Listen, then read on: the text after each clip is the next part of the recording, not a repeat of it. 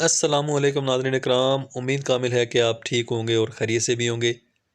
नाज़रीन इकराम, आज फिर एक नई वीडियो के साथ मैं आपकी खिदमत में हाज़िर हूँ। उम्मीद है कि आपको वीडियो पसंद आएगी। वीडियो पसंद आएगी तो वीडियो को लाइक लाजमी कीजिएगा, मेरे चैनल को सब्सक्राइब कीजिएगा और वीडियो को दूसरे दोस्तों के साथ भी शेयर कीजिएगा ताकि किसी और का भी फ़ायदा हो। नाज़रीन इकराम, आज की मेरी वीडियो का जो टॉपिक है वो है कि जो लोग गोश्त नहीं खा सकते या गोश्त अफोर्ड नहीं कर सकते, तो उनके लिए इससे मुतबादल जो है वो क्या चीज़ इस्तेमाल करें ताकि वो जो है जितनी भी एनर्जी ख़ास करके गोश्त से वो हासिल करेंगे तो वो उस चीज़ से हासिल कर सकें।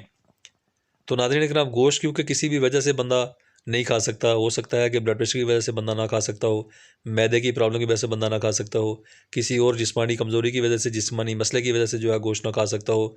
क्योंकि ख़ास करके डॉक्टर जो हैं ब्लड प्रेशर के मरीज़ों के लिए गोश्त कम खाने का ख़ास करके उनको बताते हैं, इसलिए कि रेड मीट जो होता है ये ब्लड प्रेशर के मरीज़ों के लिए इतना ज़्यादा बेहतर नहीं रहता।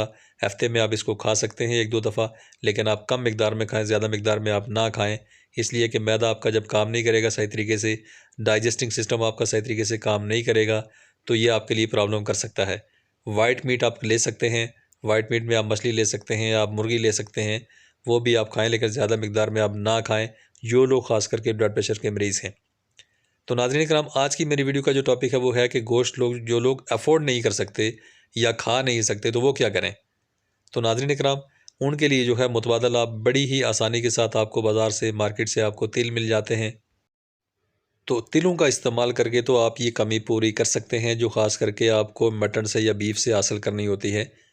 तो नाज़रीन इकराम, ये विटामिन जो होते हैं सारे तिल में मौजूद होते हैं। तिल जो है ख़ास करके वैसे भी जो है इंसानी सेहत के लिए बहुत ही अच्छी चीज़ है। तिलों का आप इस्तेमाल करें तो काफ़ी सारी बीमारियों से आप बचेंगे। इसके लिए अलग से वीडियो मेरी मौजूद है।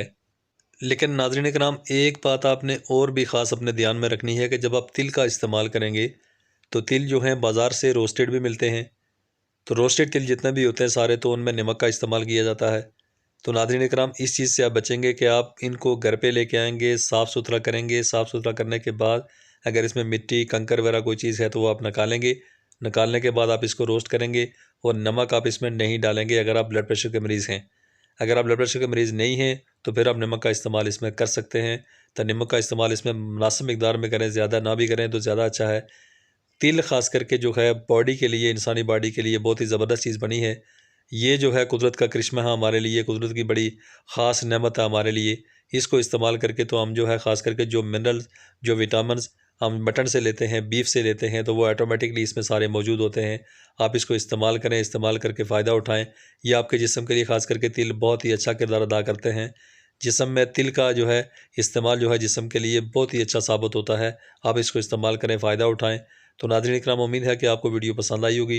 वीडियो पसंद आई है तो वीडियो को लाइक लाज़मी कीजिएगा, मेरे चैनल को सब्सक्राइब कीजिएगा और वीडियो को दूसरे दोस्तों के साथ भी शेयर कीजिएगा ताकि किसी और का भी फ़ायदा हो।